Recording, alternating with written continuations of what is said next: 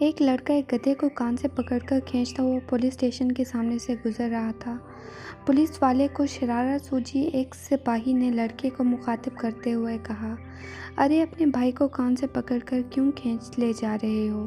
اس لیے کہ یہ کہیں پولیس میں بھرتی نہ ہو جائے، لڑکے نے فوراً جواب دیا۔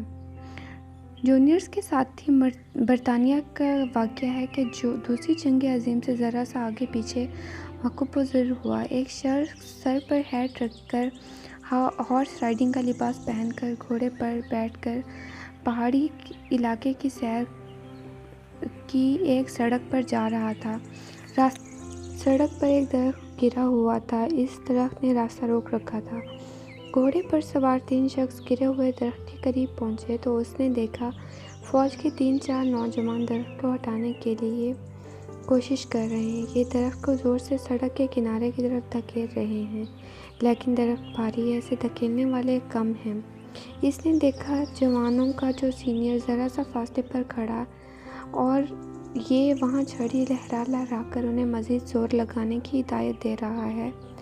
اس شخص نے اندازہ لگایا کہ اگر یہ سینئر بھی ان نوجوانوں کے ساتھ لگ جائے اور یہ بھی درخت کو ہٹانے کے لیے زور لگانا شروع کر دے تو درخت چند لمحوں میں سڑک سے کھسک جائے گا۔ وہ شخص گھوڑے سے اترا، سینئر کے پاس گیا، اس سے مخاطب ہو کر بولا، آپ بھی اگر نوجوانوں کے ساتھ شامل ہو جائیں تو میرا خیال ہے درخت سڑک سے کھسک سکتا ہے۔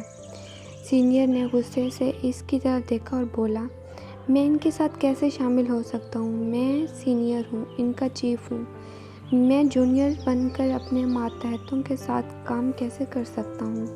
اس شخص نے یہ جواب سنا، مسکرایا، درخت کے قریب پہنچا اور نوجوانوں کے ساتھ مل کر درخت کو دھکا دینا شروع کر دیا۔ درخت کھسکا اور 2-3 منٹ میں کھائی میں گر گیا۔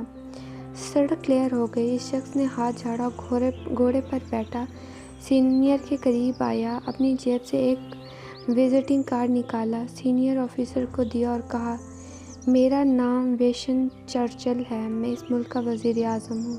اگر مستقبل میں تمہارے علاقے میں کبھی کوئی درخت گر گیا تو میں تمہیں فون کر دینا، مجھے اپنے جونیئرز، اپنے ماتحتوں کے ساتھ کام کرنے میں کوئی دقت نہیں۔